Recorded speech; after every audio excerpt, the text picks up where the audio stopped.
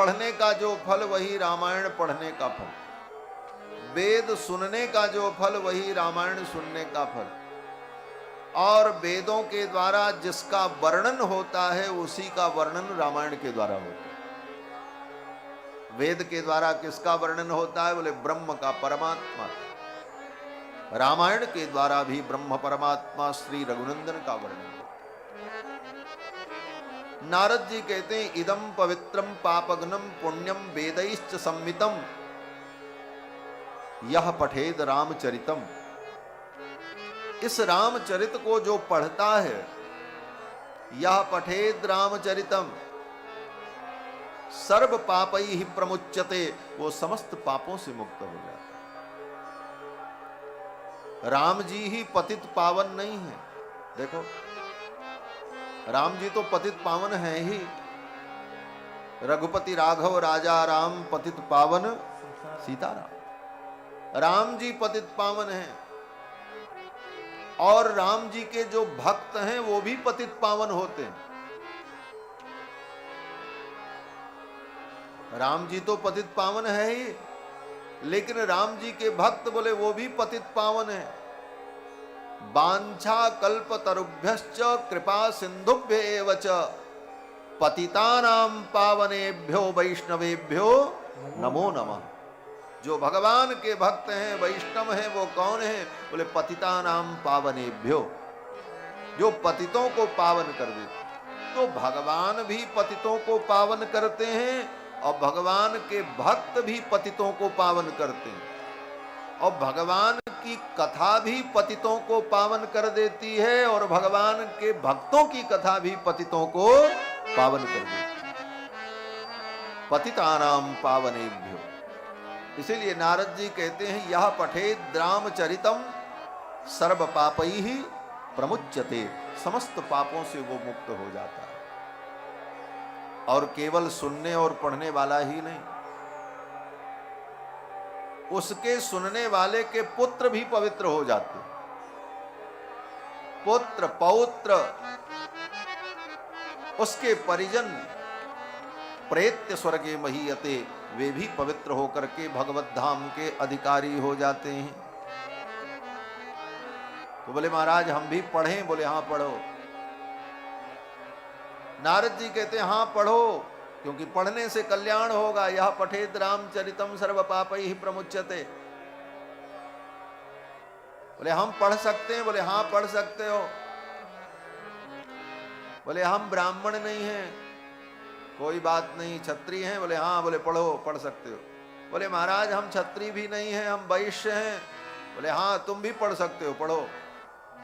बोले महाराज हम शूद्र हैं, हम पढ़ सकते हैं? बोले हाँ पढ़ सकते हैं, पढ़ो। हम नारी हैं, हम बालक हैं, हम अंत्यज हैं, हम चांडाल हैं। बोले कोई भी हो, हर व्यक्ति रामायण पढ़ सकता है। पठन द्विजो बाग वृषभत्वमीयात् स्यात् क्षत्रियो भूमिपतित्वमीयात् वणिक जनः पुण्य फलत्वमीयात् जनश्च शूद्रोपि महत्वमीयात्। नारद जी कहते हैं चारों वर्ण के लोग, चारों आश्रम के लोग, प्राणी मात्र, मनुष्य मात्र, जो पढ़ने जानता हो, पढ़ सकता हो, बोले वो पढ़ ले। ये सब के लिए। क्यों? बोले राम सबके, और राम जी का चरित्र सबके लिए। राम जी के चरित्र में सबको अपने लायक वस्तु मिल जाती है। राम जी के चरित्र में सबको अपना स्थान मिल जाता है, और राम जी के चरित्र रूपी दर्पण में हमें अपने आप को देखने का प्रयास करना चाहिए। राम जी के चरित्र रूपी दर्पण में अपने आप को देख करके हम अपने आप को संवार लें। जैसे शीशे के सामने खड़े होकर के व्यक्ति अपने को संवारता है। शीशे के सामने खड़े हो जाओ, शीशा झूठ नहीं बोलता, दर्पण झूठ नहीं बोलता है। आपकी नाक टेढ़ी है तो दर्पण कहेगा नाक टेढ़ी है।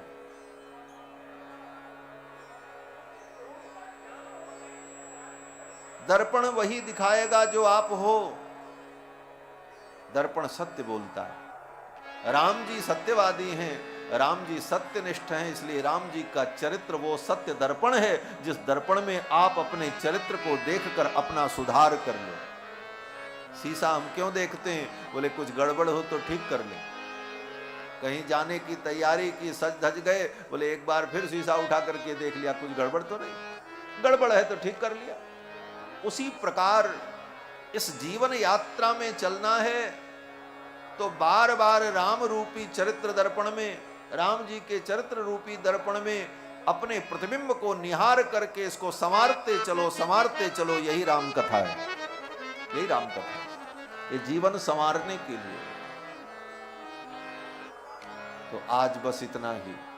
आज पहला दिन है और आपको मैं बताऊं,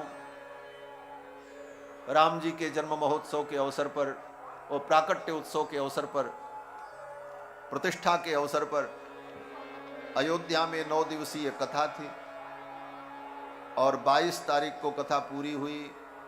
और अयोध्या की जो स्थिति है आप लोग तो टीवी चैनल के माध्यम से सब देखे ही होंगे। उस व्यस्तता में एक दिन तो ऐसा हुआ कि लगभग 45 घंटे, 40 से 45 घंटे मुझे सोने को भी मौका नहीं मिला। 1 मिनट भी आराम करने का अवसर नहीं मिला।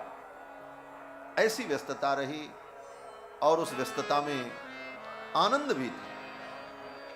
व्यस्तता तो थी लेकिन एक अद्भुत मस्ती अयोध्या में थी, जिस मस्ती को अयोध्या में लोगों ने अनुभव किया। पूरी अयोध्या राममय, अयोध्या ही क्या पूरा विश्व राममय हो चुका।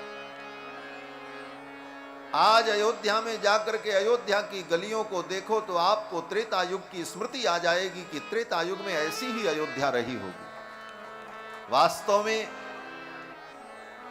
हमारे उत्तर प्रदेश के यशस्वी मुख्यमंत्री योगी आदित्यनाथ जी ने अयोध्या को जो सजाया है, अयोध्या दुल्हन के समान सज करके मानो राम जी का स्वागत करने के लिए तैयार बैठी हो। ऐसी अयोध्या सजी हमारे।